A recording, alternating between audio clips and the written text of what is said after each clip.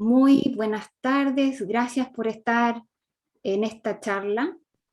Eh, Vamos a solicitarles que puedan mantener sus micrófonos apagados para no tener interferencias en el audio y les agradezco que puedan participar de esta actividad organizada por el Instituto de Salud Pública y el SENAYA de la Facultad de Medicina de la Universidad Austral de Chile, que trata sobre la integración sensorial en los primeros años de vida.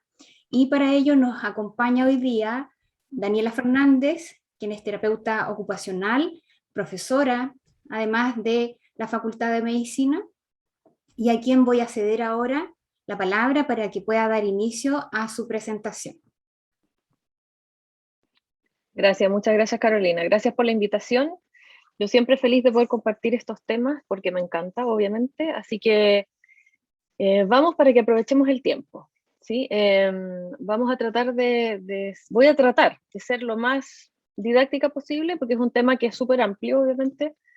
Dado que es algo a lo que me dedico, podría hablar mucho de esto, pero voy a tratar de ser lo más concreta y práctica posible para que podamos orientarnos ya y después vamos a profundizar, entiendo, la próxima semana. Vamos a tener una charla ya más orientada a los profesionales que trabajan con niños, así que vamos. Entonces hoy día lo que vamos a ver es el concepto de integración sensorial, qué es lo que es esta teoría, qué es lo que explica o cómo busca ayudar o contribuir al desarrollo infantil. Vamos a conversar acerca de algunas señales que podrían indicar que hay una disfunción y por lo tanto hay algo que hacer, y les voy a dar algunos pequeños consejos prácticos para hacer en el hogar.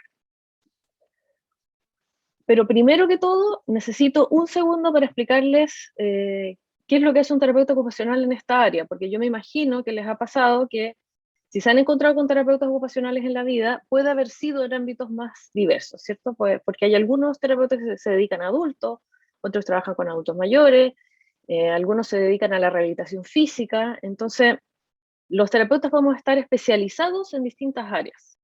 Son especializaciones que uno hace después de egresar. Entonces, es un poco el área a la que uno decide dedicarse, ¿cierto? Yo en mi caso trabajo desde que egresé, hace un poquito más de 20 años, me dedico a trabajar con niños, me he especializado en desarrollo infantil, en integración sensorial y en otras cosas que tienen que ver con conducta, con desarrollo, con aprendizaje. Los terapeutas trabajamos desde la cotidianidad de los niños, desde lo que los niños hacen en el cotidiano. Me voy a referir a los niños y las niñas y no a otras áreas porque no estamos aquí convocados para eso. Mucho juego. Nosotros trabajamos mucho con el juego, entendido como medio y como fin. Es decir, el juego en sí mismo es súper importante, pero además permite el desarrollo de habilidades en distintas áreas, ¿cierto? No solo en la intelectual o no solo para aprender cosas que te van a servir para el colegio, sino que cosas que te van a servir para la vida. A socializar, a poder gestionar tu tiempo, a poder organizarte. Entonces el juego es la principal herramienta con la que nosotros trabajamos cuando los niños asisten a terapia con nosotros, y además una de las cosas que guiamos mucho en las familias cuando acompañamos procesos en los niños y en las niñas. También podemos acompañarlos en dificultades que tengan específicas en lo escolar. Por ejemplo, es habitual que nos deriven niños por dificultades de grafomotricidad o por dificultades de atención, concentración, control inhibitorio, es decir, niños que como que son un poquitín impulsivos, ¿cierto? Que hacen y después piensan, ¿no? Que es bastante habitual en el cierto tipo de desarrollos, ¿cierto? De trayectorias de desarrollo. Y también todo lo que tiene que ver con las actividades cotidianas de cuidarse a sí mismo. Es decir, el que un niño sea cada vez más independiente a medida que crece, en vestuario, en higiene, en alimentación, y en cosas que son más relacionadas como con el ambiente y no con mí mismo, sino que, por ejemplo, ayudar con tareas cotidianas en la casa, el poder ser independiente para manejar dinero, para usar el transporte cuando son más grandes, no adolescentes. Entonces, ayudamos a hacer de manera que tenga significado, pero a hacer para sentirme también más eficaz en las distintas áreas. Entonces, un acompañamiento del desarrollo bastante global, donde uno se preocupa de que todas las oportunidades presentes en el ambiente sean lo más óptimas posibles, pero a la vez que las habilidades que el niño tiene para enfrentarse a los desafíos cotidianos sean también las mejores, y si hay algunas que están ahí pendientes, ¿cierto? Las pueda trabajar a tiempo. Bien, primero, algunas frases que uno escucha cuando habla de integración sensorial con las familias y o con las educadoras y educadores, ¿cierto? Lo que uno observa es niños que manifiestan, por ejemplo, disconfort con ciertas texturas o con que les pican las etiquetas y hay que sacarlas, o no les gusta en el colegio participar en manualidades que impliquen ensuciarse las manos con pegamento o con témpera, incluso tienden a evitar esas tareas o bien se frustran porque y empiezan a anticipar que viene una tarea de ese tipo y se vuelven más irritables o rechazan la actividad.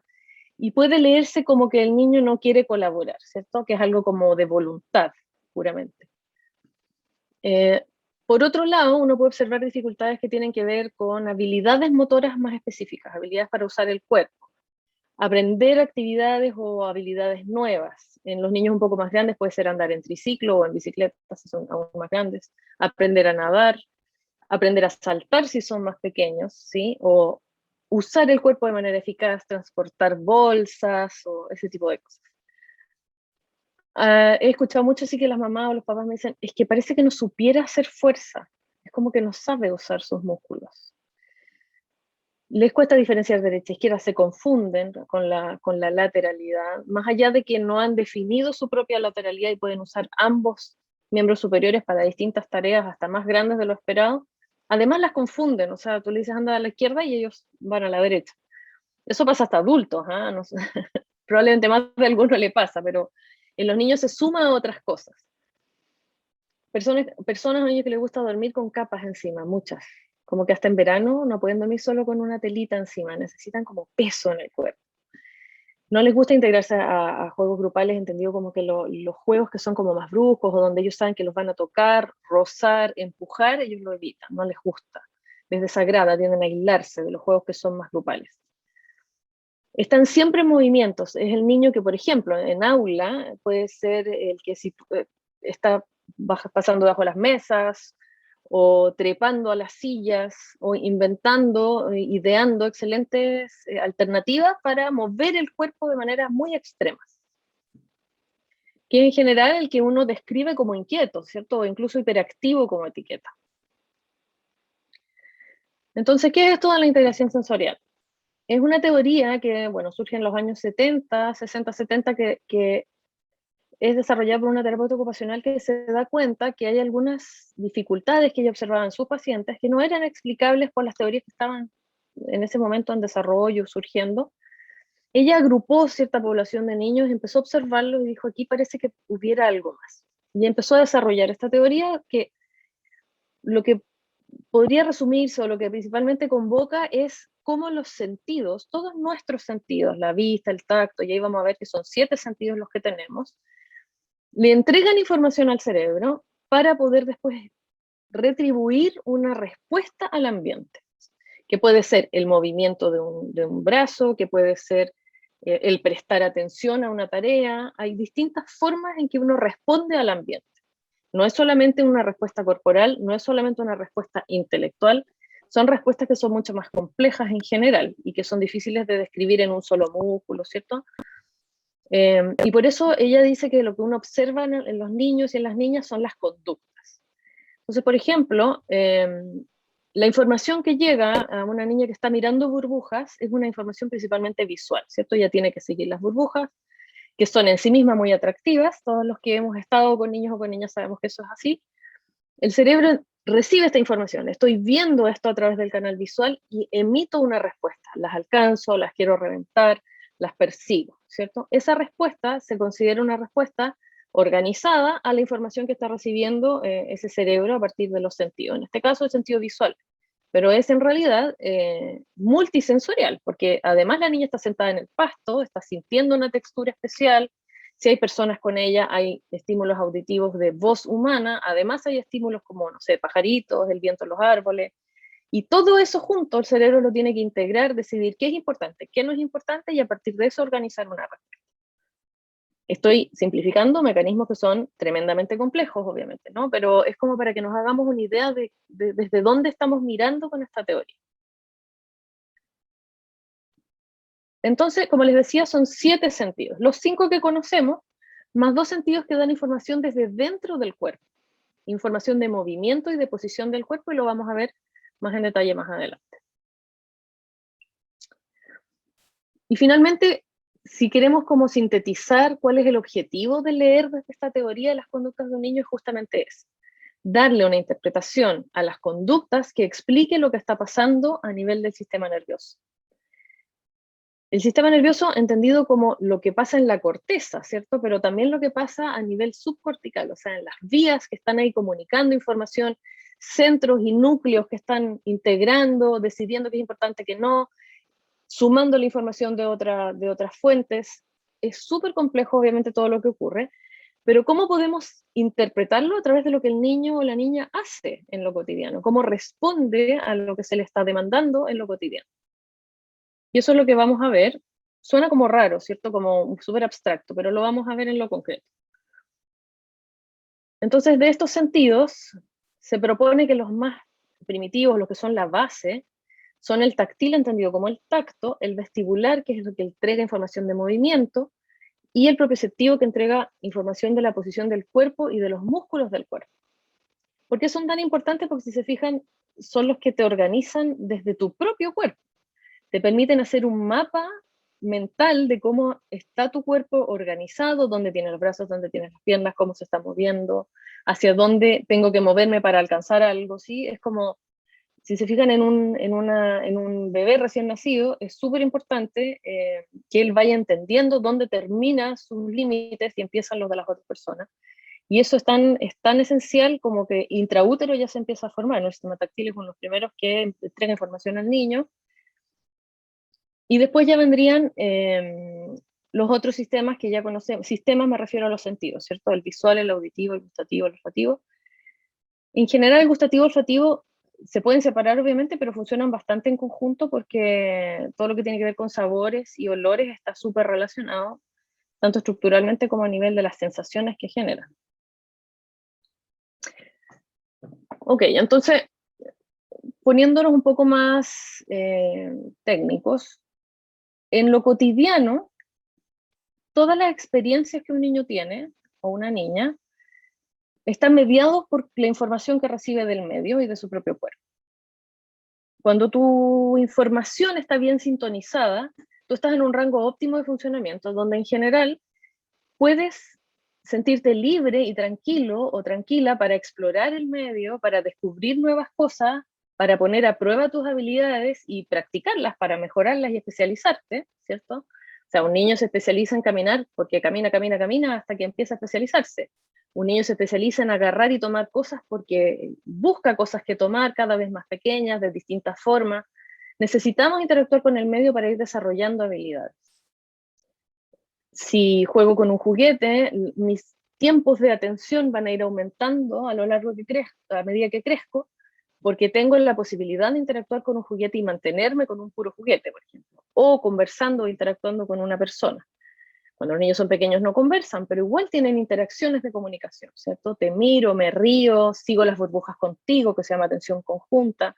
Entonces hay muchas funciones que se van especializando si yo estoy en un estado de alerta óptimo para eso. Esta teoría dice que hay niños o niñas que no están en este estado óptimo la mayor parte del tiempo. Que bien, o bien no están recibiendo demasiada información, entonces el cerebro siente que la información que recibe de los sentidos no es relevante y no la procesa, o bien el cerebro siente que es demasiado estímulo y tiende a saturarse y a responder como en defensa y en evitación. En un ejemplo concreto podría ser el sistema del tacto, ¿cierto? Un niño que las sensaciones son más extremas que para otras personas, si tú lo tocas, él va a sentir rechazo, se va a rascar, te va a evitar, te va a empujar incluso si no le gusta, que es una reacción de defensa, de no me toques, porque ese cerebro reacciona como irritado, si quieren, así como, ¡ah! Cuidado, esto es peligroso, ¿sí? Es un proceso que es súper inconsciente, no es que el niño lo haga a propósito. Eso sería una sobrerespuesta, ¿sí? Una respuesta así como muy exagerada desde el punto de vista del que está mirando. Y en el otro polo están los niños que no registran esta información. Que tú, por ejemplo, le tocas aquí despacito, aquí en la nuca. Si tú le tocas a alguien con un dedo en la nuca, en general la persona voltea, ¿cierto? Así como, ¿qué me tocó? Esa es una respuesta de un cerebro maduro o un cerebro que a pesar de que no está maduro, está alerta al ambiente. Pero si tú lo tocas y el niño no se voltea, o tú lo llamas y el niño no voltea, y tú sabes que escucha, ¿no? Que no es un problema de que no escuche, probablemente es porque ese estímulo no es lo suficientemente relevante. Y el cerebro dice, no es relevante, no lo vamos a tomar en cuenta. Entonces están estos dos polos. Vamos a ver que eso genera justamente que tú puedas observar en los niños o en las niñas conductas bien específicas, a partir de las cuales tú puedes sospechar que esto es lo que está pasando y no otra cosa. Espero que eso lo tengamos un poco más claro hoy día cuando termine esta conversación. Entonces, por un lado están los niños que necesitan mucha información para que ese cerebro despierte, ¿sí? Que se conocen como buscadores de sensaciones. Como no las tienen, las buscan algunos, ¿sí? El cerebro busca llegar a niveles donde se pueda organizar con la información que reciba y pueden ser niños muy intensos en esta búsqueda. Por ejemplo, si buscan movimiento, son niños que se van a mover definitivamente más que otros niños. A lo mejor van a trepar más que otros niños, van a someterse a más riesgos que otros niños, porque están buscando intensamente. Corren y chocan con las cosas, les gusta tirar, empujar, en vez de dar abrazos como que te apretan súper fuerte, ¿no? Más fuerte de lo que tú sientes que es necesario.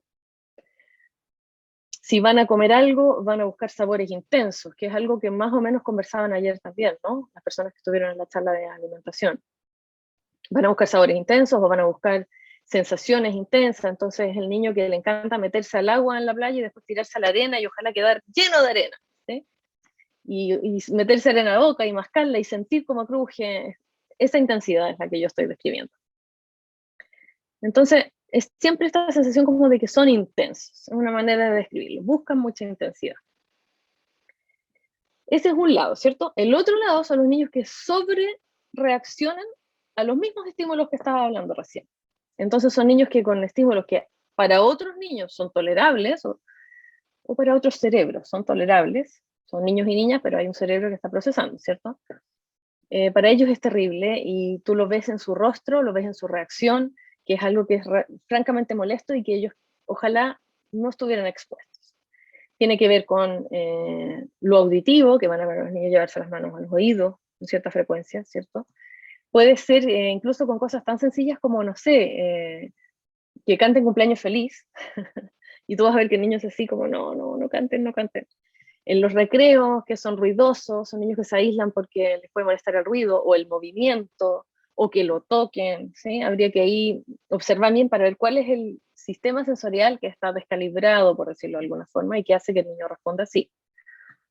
También son niños que pueden tener temor o aprensiones con la altura o con el movimiento y no les gusta, por ejemplo, las montañas rusas o estos jueguitos donde ellos se mueven, o que el familiar, el cuidador o alguien lo tira hacia arriba, esos típicos juegos que uno hace con los niños cuando son más pequeños, en general los tienden a rechazar. Pero no es un rechazo así de no tengo ganas, muchas gracias. Es un rechazo que tú te vas a dar cuenta que es porque les genera disconfort, ¿sí? Lloran, se enojan, te empujan, tienen distintas estrategias para alejarse de lo que para ellos es aversivo, no les gusta. En ese sentido, en la teoría describe que hay tres sistemas que son como los que más están como afectados o que son más, tienen más tendencia a verse afectados, ¿no? Por este tipo de dificultades. En ese sentido, el táctil tiene los dos polos también, el que busca y el que evita. En el que busca, se podrán imaginar, ¿no? Es un poco lo que vemos ahí en la imagen. Niños que les gusta ensuciarse, que les gusta experimentar con las cosas. Uno siempre dice, y probablemente lo han escuchado, que hay que dejar que los niños se ensucien. No pasa nada, la ropa se lava, los niños se bañan, no es el fin del mundo, ¿cierto? Y ayer escuchábamos también la sugerencia de que los niños jueguen con la comida. Se ensucien, queden embetunados enteros. Yo sé que es más trabajo, ¿sí? Yo también soy mamá y lo puedo entender, pero es necesario que eso ocurra. Ahora, en algunos casos esto es extremo. ¿Cómo sé que es extremo? Porque el niño se desorganiza en esta búsqueda. No es una búsqueda organizada de este estímulo. Entonces, puede ser que sean niños que efectivamente, a ojos del observador otra vez, parece que no planificaran lo que hacen, parece que las cosas que hacen son sin propósito. Tienen más tolerancia al dolor, a las texturas, a los cambios de temperatura. Son niños que salen al frío y dicen, pero ¿cómo no se congela? Bueno, porque no siente la temperatura igual que otros niños. Y busca mucho las sensaciones táctiles, toca mucho, se lleva cosas a la boca más de lo habitual y hasta más grande que otros niños o niñas.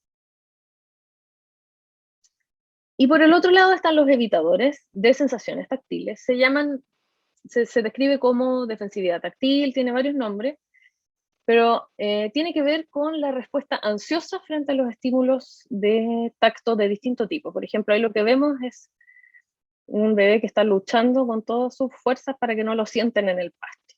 Y es una de las cosas que uno escucha también de las familias o de las educadoras. Lo sacamos al patio, pero quisimos que se sacara los zapatos, pero él no hubo caso. No quiere pisar el pasto, no quiere pisar la arena, no quiere jugar con témpera, las texturas húmedas son un desastre para ellos. Oye, ojalá lo más lejos posible de esas cosas. Lo mismo para comer, son súper pulcros para comer, pues porque no les gusta ensuciarse, no les gusta la sensación de estar sucios. Los cortes de uña, los cortes de pelo, las visitas al dentista pueden ser mucho más, con muchas más lágrimas que lo habitual ahora. Habíamos visto o vieron ayer que muchos de ellos también tienen muchas dificultades con la alimentación y tiene que ver con esto. Si se fijan, la lengua, el paladar, también es parte del sistema táctil, también es tacto, también es piel, ¿sí? Entonces puede ser que las texturas les generen arcadas, incluso las rechacen y no haya caso. Las transiciones entre comida, de papilla a comida picada, o cambiar el pecho por las papillas. Hay muchas formas de la alimentación que pueden verse alteradas por un problema de procesamiento táctil en este lado del polo, ¿cierto? Que son los niños que evitan, que se defienden, por decirlo de alguna forma. El vestuario también puede ser una pesadilla, porque a lo mejor hay telas que uno no ha descubierto, pero que le generan molestia. La ropa puede generarles mucho disconfort. Tiene que pensar que si uno sintiera realmente la ropa todo el día, sería demasiada información para el cerebro. Lo que pasa es que el cerebro dice, bueno, este tipo de estímulo táctil de ropa lo vamos a dejar como algo no relevante porque tú estás todo el día vestido. Entonces sería terrible que ese cerebro estuviera atento a lo que tienes puesto todo el día. Pero para estos niños sí a veces es un gran tema. A veces es una pequeña costura que quedó asomada, o a veces un calcetín que está muy apretado. Ya el niño está irritable todo el día y nadie entiende por qué, y tiene a veces que ver con eso. Cuando es un niño que te lo puede decir, te lo va a decir: me molesta el calcetín, sácamelo, o se lo va a sacar. Pero hay muchos niños que no te lo pueden decir y tal vez no tienen las habilidades para sacárselo, entonces van a estar muy incómodos todo el día. ¿Qué implicancias tiene esto? Claro, yo estoy describiendo como lo que uno vive en lo cotidiano con ellos, pero tienen que pensar que el desarrollo implica que tú tengas todas las estructuras y todos los sistemas funcionando en armonía para poder, como les decía, beneficiarte lo más posible de lo que el ambiente te entrega y poder emitir respuestas que favorezcan tu aprendizaje y tu desarrollo en general. Entonces, obviamente, ¿qué empieza a observar uno de estos niños? Dificultades para relacionarse con pares, por lo mismo, porque los pares no regulan mucho esto del tacto y del contacto. Entonces, en general son niños que empiezan a aislarse, porque prefieren eso que someterse a esta cosa como de estar todo el tiempo esperando que algo llegue de sorpresa, que el niño me tocó, que el niño me empujó, que el niño me quiso abrazar, que el niño me dio un beso, y el beso era mojado, entonces vivo todo el día limpiándome, ¿sí? Yo siempre les digo a la familia, no lo rete porque se limpia el beso. Dígale al adulto que no le dé besos mojados, más bien, ¿no? Porque él no puede evitar la sensación desagradable que le genera eso. Rigidez cognitiva. Rigidez cognitiva tiene que ver con personas de funcionamiento más rígido, ¿sí? O niños o niñas de funcionamiento más rígido. Prefieren las cosas más predecibles. No les gusta que le cambien los planes, no les gustan las cosas nuevas. Y si va a haber una sorpresa, mejor anticípamela para saber de qué se trata, ¿sí? No quiero encontrarme con sorpresas en el camino. Porque mientras menos control tengo sobre lo que pasa, más puede ocurrir que lleguen a mí estímulos que no disfruto, ¿sí? Entonces, tienden a volverse personas que prefieren lo conocido. Bien sabemos que para adaptarse, uno tiene que estar dispuesto a trabajar con lo emergente y con lo impredecible. Entonces, es deseable la flexibilidad cognitiva versus la rigidez cognitiva. Y esto ya tiene que ver con funciones que son más prefrontales, que están en la zona prefrontal, son funciones ejecutivas muy complejas, ¿no? Que te sirven para organizarte en lo cotidiano y regulan tu conducta. Entonces, igual es súper importante la relación que hay, porque son personas que les cuesta un poquito más adaptarse al final. Dificultades en actividades de la vida diaria que ya las describí, ¿cierto? Vestuario, higiene, baja tolerancia a la frustración, porque son más irritables, porque prefieren no someterse al escrutinio de puedo hacer esto o no lo puedo hacer, porque hay muchas cosas que aprenden en el camino que ya no hacen como el resto, como esto que les decía, incluso en preescolar, ¿no? Esto de las manualidades o, por ejemplo, las educadoras en preescolar en general propician que los niños exploren a través de todos los sentidos. Entonces facilitan que jueguen con agua, facilitan que jueguen con arena, con semillas, con distintas texturas. Y eso es deseable, obviamente, por supuesto que sí. Pero en el caso de ellos, eso puede ser muy estresante. Tienen más dificultad para desarrollar la grafomotricidad, la escritura, algunos de ellos, porque todo lo táctil tiene que ver con la especialización de la mano al final también. Y está relacionado con el desarrollo del lenguaje por lo mismo, por lo que yo les decía, la piel también es lengua, mejillas, entonces para poder generar los fonemas o los puntos articulatorios o ir generando el lenguaje también puede ser que haya una dificultad, está descrita. Por supuesto ahí la especialista es la fonoaudióloga, ¿cierto? Pero puede ser que haya a la base una dificultad sensorial que entorpezca un poco el proceso de ir adquiriendo el lenguaje. El sistema vestibular es el que es un órgano que está, los receptores o los que te entregan información de movimiento están en el oído interno. No sé si se acuerdan, son como unos caracolitos, ¿no? Uno tiene, que entregan información del movimiento que uno hace en los distintos ejes, ¿no? Le dice al cuerpo, estás moviéndote, y una de las principales como referencias es la gravedad, ¿no? Entendido como me estoy moviendo en contra de gravedad o a favor de gravedad, y también la posición de la cabeza en relación al horizonte, ¿sí? O en relación a cómo yo estabilizo el campo visual.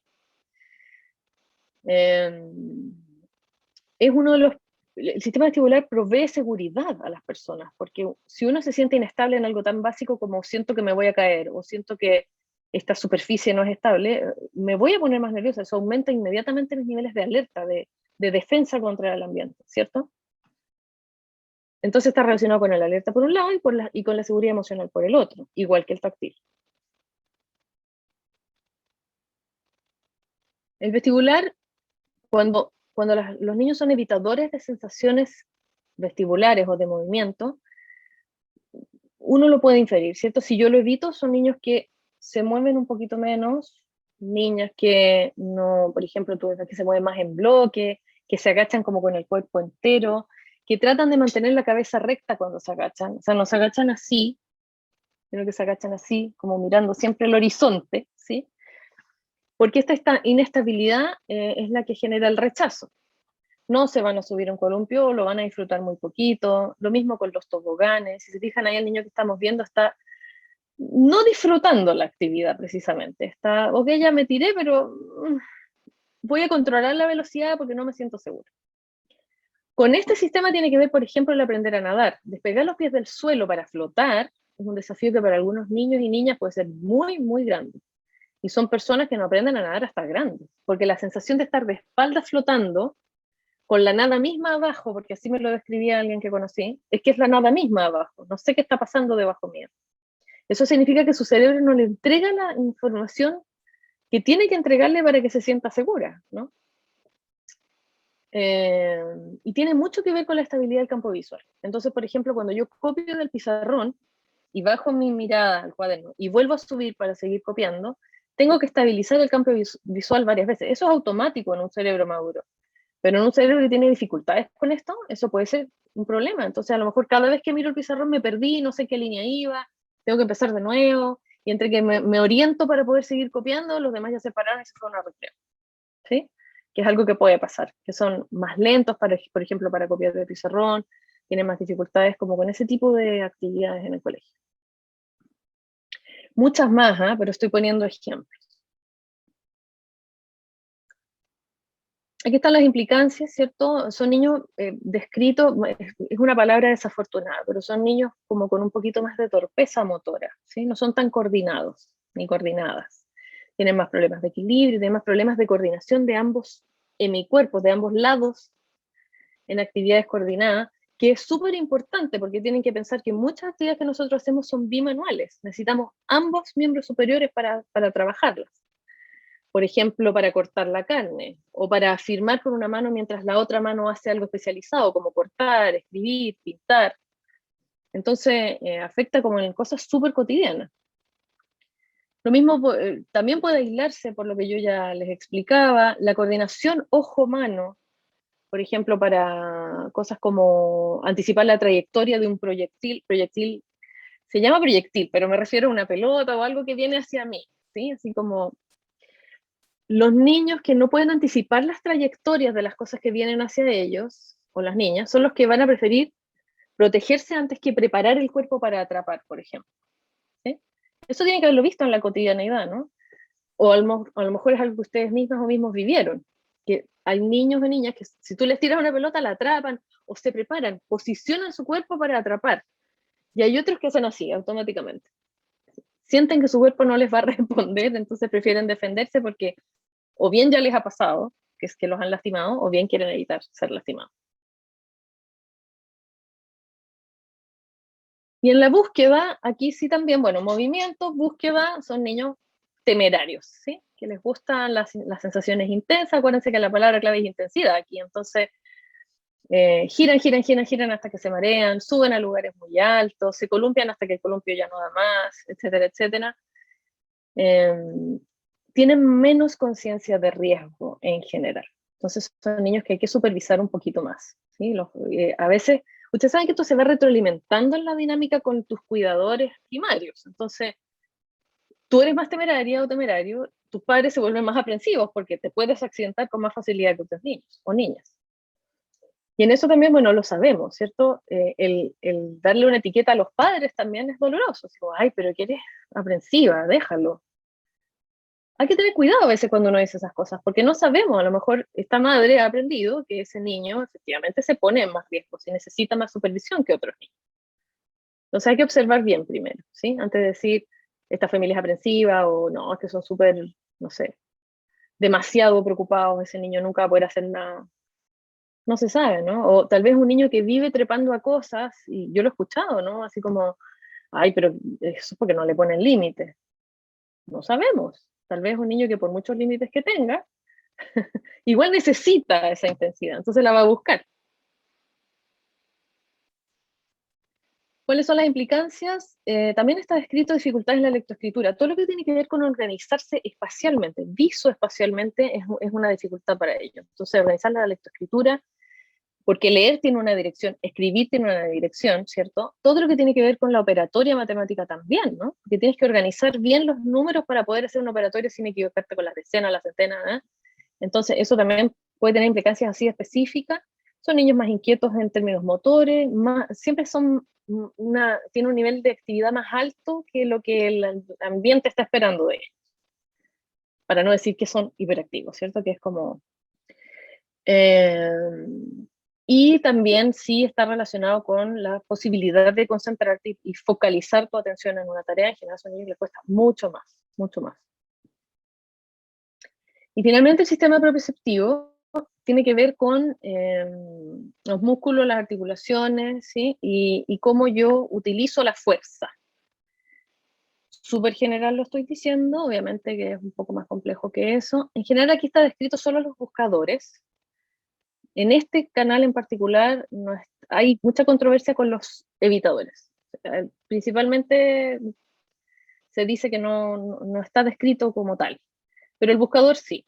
Son también niños intensos, que empujan, que tiran, que es más fácil que se confunda con que son peleadores, ¿no? Otra vez la etiqueta, cuando en realidad lo que pasa es que son más intensos en cómo te tratan. Entonces, es el niño que a lo mejor te quiso dar una palmadita, pero como no mide su fuerza, te pegó más fuerte, el otro niño lo interpretó como una agresión, ¿sí? Entonces, se dan unas dinámicas que son complejas en ese sentido. Pueden ser niños que tú los tocas y son más blanditos, tienen el tono muscular más bajo, y que disfrutan también de actividades de alto impacto para la musculatura y las articulaciones, por ejemplo, las camas elásticas, o saltar en la cama si no tienen cama elástica, que es lo más habitual, saltar en la cama, en los sillones, todo lo que sea salto, que también es movimiento, estamos de acuerdo, pero con mucho más intensidad en las articulaciones. Impresionan como muy desorganizados en su conducta, hay algunas teorías que dicen que tiene un correlato con las estereotipias motoras, ¿cierto? O con el stimming a veces, que son, por ejemplo, estos aleteos o el andar en punta de pie, ¿no? Hay distintas situaciones ahí que están descritas como que podrían tener un sustrato más desde la integración sensorial. Son niños también que tienen muchas dificultades de motricidad fina y motricidad gruesa. Aquí también la palabra clave es como dificultades como para ser coordinado y usar el cuerpo de manera eficiente. ¿Qué puede hacer la familia? Si algo de esto como que me está sonando como que tiene sentido, primero, como yo les decía, buscar vías alternativas es una solución. Es decir, si el niño no quiere usar témpera, no lo obligues. Por ejemplo, pásale algo que sea seco, no sé, o estas témperas, ahora hay unas témperas que vienen en tubito, ahora en el mercado hay una gran oferta de alternativas para los niños que no quieren usar un material en particular y que se parecen a ese material en particular. Si están en una actividad de pintura de dedos, permite que ese niño use un pincel, ¿sí? Si, si van a comer algo que se come con la mano, permítele a él que no lo haga con la mano, hay que usar una servilleta para tomarlo, sin darle un nombre a lo que está haciendo. Si como prefiere una servilleta, te traigo una servilleta. Y que ahí quede la conversación, ¿sí? Darle la solución, más que decirle, ay, ¿por qué no lo estás haciendo? Que a veces la tendencia de uno es decir, pero ¿por qué no lo hace si todo el mundo lo hace? Y a veces, como les digo, no es que no quieran, es que es demasiado para ellos. Comprender que no es maña, o sea, aquí otra vez el tema de las etiquetas, ¿cierto? Cuidado con instalar en el lenguaje cotidiano que es mañoso, que es enojón, que otra vez estás con la tontera, y no sé, porque eso va también entregándole al niño el mensaje de que él es diferente, no puede hacer todo lo que los demás, es una molestia, y yo lo que comentaba con algunas personas es que después llegan a tu consulta a los 7 años y tú les dices, ¿qué puedo hacer por ti? Porque obviamente uno también les pregunta a ellos y a ellas y dice, quiero que me enseñes a ser menos desagradable porque me dicen que soy desagradable. Y uno no quisiera escuchar eso a un niño de 7 años. De nadie, ok, pero de niños y niñas son muy pequeños para tener tantas etiquetas, ¿no? Tienen toda la vida para que les pongan etiquetas. Entonces hay que tener cuidado con eso. Es súper inconsciente, ¿sí? Todas y todos lo hacemos. ¿No? Es un estilo, ¿sí? Es cultural incluso. Pero hay que empezar a hacerlo consciente y evitarlo. Es importante consultar cuando tú sientas que los problemas están excediendo algo como tan cotidiano, cuando tú sientes que está amenazando su aprendizaje, las educadoras detectan a tiempo en general y comentan esto con las familias, y es súper importante escucharlas, prestar atención y tal vez buscar ayuda, y escoger las batallas. O sea, como les digo, no obligarlo, no cambiarles por premio, así como si haces esto, puedes ver más mono, o si haces esto, te voy a comprar un rico, porque no se trata de que tenga una recompensa por hacer algo que no está disfrutando, por ejemplo, o algo que no puede hacer porque no está lo suficientemente organizado para hacerlo. Entonces, bueno, yo sé que suena como un poco facilista el recurso, pero efectivamente sí, las etiquetas deben ser para los frascos. ¿A dónde voy cuando tengo estas dificultades? ¿O qué es lo que a qué me gustaría acudir? Por un lado, los que detectan en general pueden ser muchas personas, hay cada vez más sensibilidad diagnóstica, pero finalmente, dependiendo de si es un problema más de alimentación o un problema más de desempeño en otras áreas, los que pueden tener la especialidad de integración sensorial son los terapeutas ocupacionales y los kinesiólogos, y ahora los fonoaudiólogos están especializando en todo lo que tiene que ver con trastornos de alimentación relacionados con esto también. En general trabajamos en conjunto, ayer también lo decían, ¿no?, en la charla, para poder hincarle el diente bien al problema, pero es posible que lo detecten especialistas que no son ninguno de estos tres que están acá abajo, sino que personas que trabajan en la cercanía de los niños o con el desarrollo de los niños en general. Entonces, si el niño está muy irritable, tienes que buscar contrarrestar la sensación desagradable con algo que lo calme, ¿cierto?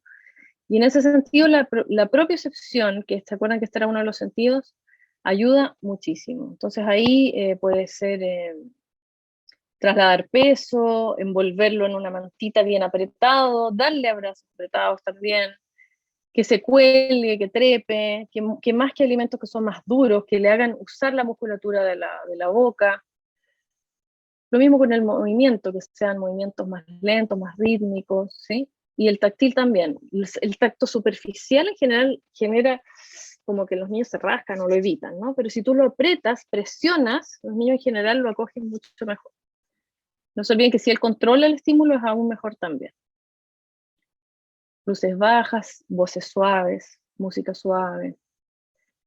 Al revés, si el niño necesita organizarse porque parece que no está registrando mucho las sensaciones que está recibiendo, tienen que ser sensaciones ojalá más intensas, pero recuerden que las sensaciones, lo clave aquí, y acuérdense de mí, es que la sensación intensa no puede ser la misma todo el rato, porque si no otra vez el cerebro dice, ah, bueno, ya esto ya se está repitiendo mucho, y otra vez deja de ser relevante. Tiene que ir cambiando, ¿sí? Si tú lo que quieres es que el niño despierte y se alerte y quede como más conectado, tienen que ser sensaciones que vayan cambiando. Entonces, he escuchado mucho que no, es que entonces lo mandé a columpiarse para que despertara. Que no, porque al rato ya dejó de ser relevante y no va a volver más alerta, ¿sí? Va a volver igual. O, como son niños que les cuesta calibrar, va a llegar demasiado alerta y tampoco se va a poder concentrar. Entonces ahí hay que ir como probando que funciona, ¿sí? Esto es como igual que otras indicaciones que te dicen, probemos que funciona, bueno, esto también, qué es lo que le gusta, qué es lo que disfruta, qué es lo que funciona, hay que ir probando. Sabores fuertes, ácidos. También lo decía ayer la fono, el tema de los sabores ácidos. Y para organizar también todo lo que sea propioceptivo. Empujar, tirar, saltar, pero saltar con desafío, que puede ser, no tenemos todos camas elásticas en las casas, yo en realidad no soy muy fanática de las camas elásticas, tengo un poco de susto, si no es con supervisión, son súper peligrosas. Entonces, en general, yo, dependiendo, puede ser así como un ratito de saltar, habilitar un par de cojines en el suelo, no tiene por qué ser algo tan complejo, ¿cierto? Pero que les dé una información distinta a la que es saltar en el suelo.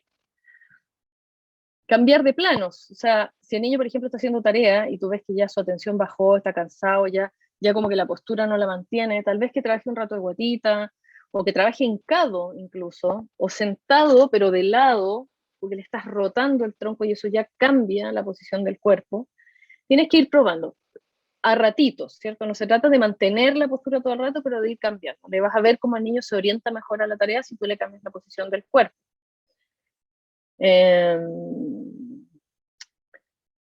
Yo creo que podríamos conversar más si es que hay preguntas, pero a grandes rasgos son esas las cosas que uno puede hacer.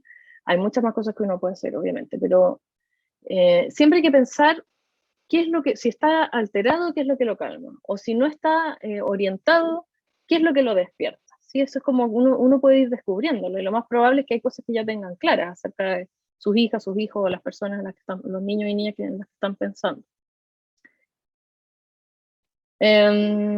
Entonces, entiendo que tenía que dejar un espacio para preguntas. Escucha, me alargué un poco, perdón. Pero no sé si hay preguntas, Carolina, ayúdame con eso.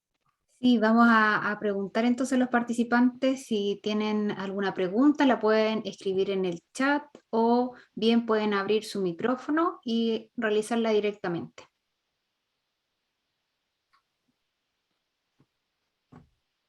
Bueno, lo mismo que ayer, varias de las preguntas que señalaron en el formulario fueron también planteadas a Daniela, si es que ella las respondió a lo largo de su presentación. Aquí en el chat una persona dice, acabo de descubrir que tengo los dos extremos en mis hijos. Uno evita y el otro es tan intenso. Sí, puede pasar. Y de hecho puede pasar que en un mismo niño tengas un sistema que está un poquito defendiéndose y el otro que está buscando. Eso también puede pasar. Hay que buscar el equilibrio ahí. Perfecto. Hola, eso soy Hola. yo. ¿Ah? Hola, Patricia. Lo que pasa es que Hola, yo Patricia. llegué a la charla, hola, porque tengo un pequeño que, bueno, que efectivamente nosotros ya hemos trabajado con él tiene temas con la comida principalmente, no come, va a cumplir 8 años y todavía seguimos con temas. Hemos llevado a terapia, habíamos empezado una terapia muy buena justo antes de comenzar la pandemia, así que nos guardamos y quedamos hasta ahí nomás otra vez. Y claro, tengo el otro chiquitito, que es intenso, entonces son realmente los dos hijos maravillosos, pero polo opuesto absoluto. Yo no logro todavía equilibrar las cosas porque uno salta todo el día, como tú muy bien dices, no tengo cómo controlarlo. Él es súper arriesgado, así que corro todo el día detrás de él.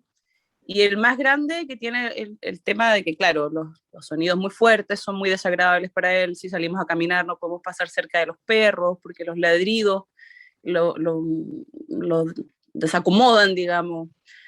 Entonces, mira, yo llegué a la charla por Federico, que es el mayor, y que seguimos con el tema de los alimentos, que él es muy sensible a todo lo que son texturas en general. Entonces, es tremendo porque tú te angustias, buscas respuestas, buscas especialistas, pero al final, bueno, al final yo creo que uno va tratando de armar su camino lo mejor posible. O sea, Federico tiene muchos problemas con las texturas y no, bueno, no come nada de carne. Nunca hemos logrado que coma 1 gramo de carne, jamás. Pero la mamá que tiene, que no sé, pues yo le hago caldo de pata, de vacuno y todo, no sé, le ponía huevos en la leche para que comiera, perdón, ahí me estaba quedando sin batería, huevos en la leche para que coma más proteína. O sea, tú al final vas acomodando tu camino de alguna manera cuando te enfrentas a algo así, y algo que está tan lejos de mi realidad. Digamos, yo soy chilota, imagínate, o sea, nosotros vivimos en toda la comida un poco, y tener un Sí, hijo sí, que no claro, es come cultural, sí, es cultural, exactamente. sí, Entonces tú sí, tienes que entrar a explicar a todo el mundo, y todo el mundo también te presiona porque el niño, ¿por qué no come? sí. Te miran a Y ti, es tremendo, como que es tú tremendo. hiciste algo malo. Claro, como que tú no le Sí. das a las horas, o tú no le das algo que le agrada y nada. Pues yo ayer, por la charla de ayer, se me ocurrió hacer una lista de cuántos alimentos come Federico con relativo agrado y no alcancé a llegar a los 15. Entonces es un tema porque tú no estás preparado culturalmente para enfrentar algo así, por lo menos en mi caso. Bueno, en mi marido tampoco, la verdad es que los dos somos súper buenos para comer, súper carnívoros, y tener un hijo que no come casi nada y que además le genera un sistema de angustia. Nosotros llegamos a algún punto en el que Federico ni siquiera quería ir a los cumpleaños porque le angustiaba que alguien le dijera que tenía que comer torta o lo que fuera. Sí, pues, sí, ese es el problema. Por eso empieza a Entonces es ser un problema tremendo. después en lo social, porque el niño se aísla para no Exactamente, someterse a eso. Ese es el exacto. punto. Mira, nosotros en ese sentido hemos tenido mucha ayuda de todo el mundo, hasta de las educadoras. En el colegio tuvimos que hablar con la Estante, en este caso, que fue cuando llegó, que él tenía este tema y que tenía, o sea, que él seguramente no iba a querer probar o no iba a querer participar de ese tipo de celebraciones. Y nosotros tuvimos la suerte de que en este caso las educadoras fueron un 7 y llegamos a un acuerdo con él, que él, nadie nunca lo iba a obligar a comer, pero él tenía que probar. Y eso ha sido súper bueno porque él ha ido transando y prueba. Tampoco hemos logrado que meta muchas cosas más su alimentación, pero por lo menos las prueba, y eso porque es una alegría tremenda. Sí, claro, hay que reforzar lo que hace, más que lo que no ha hecho Claro, todavía. Sí, sí. exacto. Así que nada, eso, darle ánimo a las mamás que están en el mismo camino porque es súper agotador y es tremendo porque tú no estás preparada para Sí. algo así. Y tratar, no sé, pues nosotros lo que hicimos, nunca lo hemos engañado, pero sí hemos intentado incorporar alimentos en la sopa, porque él transó, logramos que la sopa, que hasta el día de hoy es licuada como un bebé porque no soporta las texturas, él sabe que la sopa se la va a tomar, o sea, él la sopa se la va a tomar sí o sí. Entonces, en la sopa tratamos de incorporar cosas que sean un poco más nutritivas para ir supliendo lo que él no consume en lo que debería comer diariamente. Y ahí Gracias, sí. vas. Sí, o sea, gracias por tu o sea, sí, es real. Es lo que uno vive con las familias todo el tiempo, digamos. Y es súper angustiante que los niños no coman. En general es como uno de los grandes temas de las familias. Cuando un niño no come, eso es una alarma inmediata, digamos. Para los profesionales que trabajan con los niños y para los papás y las mamás. Así es. ¿Alguna otra consulta? ¿Sí? Adelante, Verónica, está ahí con la mano. Hola, hola Daniela. Bueno, Hola. agradecida de tu charla, le di el dato a algunas mamás. A mí me preocupa un poco lo que pregunta Patricia, en realidad esos niños en general llegan precozmente a la terapeuta porque los papás se dan cuenta y los profesionales que están, o las personas que los conocen, llegan a ellos, digamos, los derivan y llegan claramente al terapeuta. ¿Qué pasa con los niños que tienen estos trastornos sensoriales que no son muy evidentes, que no son muy claros y que llegan hasta la etapa escolar? Mi pregunta va dirigida a si hay alguna diagnóstica, alguna evaluación neurosensorial de los niños en el sistema público de salud o está pensado incorporarlo, porque para mí me parece que es fundamental, como lo evalúa un nutricionista, lo evalúa el odontólogo, lo evalúa una enfermera, debiera tener una evaluación del niño neurosensorial dentro de la primera infancia. Creo que eso facilitaría el aprendizaje de nuestros niños y su futuro probablemente escolar también. Y el pronóstico, porque serían, sí, serían derivados tempranamente. Sí, no está contemplado por ahora. Los programas de protección a la infancia están integrando dentro de sus marcos de referencia. La integración sensorial ya es un marco que se está utilizando, pero más a nivel como cuando ya el niño ha sido derivado con una dificultad, más que para detección o tamizaje. Entonces, sí, yo creo que eso es una deuda que tenemos. Lo que ha ocurrido, sí, en los últimos 5 años, sí te lo puedo comentar, es que hay más sensibilidad diagnóstica de los profesionales. Eso también ha propiciado que los niños sean derivados a edades más tempranas. Pero efectivamente hay este grupo de niñas y niños que son como, no es que sean subclínicos necesariamente, pero que han compensado mejor. Entonces llegan en edad escolar cuando ya efectivamente las estrategias son más compensatorias, porque el cerebro está en otra etapa, ¿cierto?, de madurez. O sea, igual tenemos que apostar a la neuroplasticidad sin duda, pero es diferente el abordaje, son diferentes las expectativas, sí, de todas formas. Las dificultades de integración sensorial muchas veces van de la mano con otros cuadros, y en general cuando es así, son detectadas más tempranamente ahora porque otra vez la sensibilidad diagnóstica con otros cuadros, como el déficit atencional, como el trastorno del espectro autista, ha aumentado en los últimos años. Entonces, como soslayadamente se pueden detectar este tipo de disfunciones, pero efectivamente no hay una detección precoz en los que tienen cuadros más puros, y que también los hay, ¿no? Y que a veces van asociados a otras cosas en las que hay algunas investigaciones, prematurez, por ejemplo, ¿no? Hay algo ahí también. Pero sí, estoy de acuerdo con lo que planteas, es algo que está pendiente. Yo creo que sí. Gracias. ¿Más preguntas? ¿Alguien comenta algo?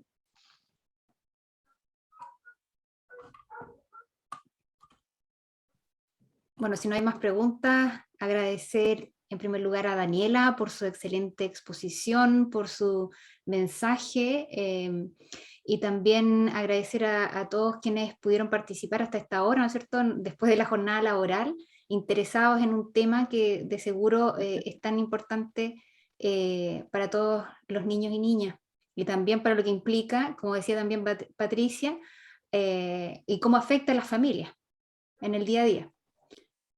Así es que muchas gracias a todos, vamos a terminar la sesión.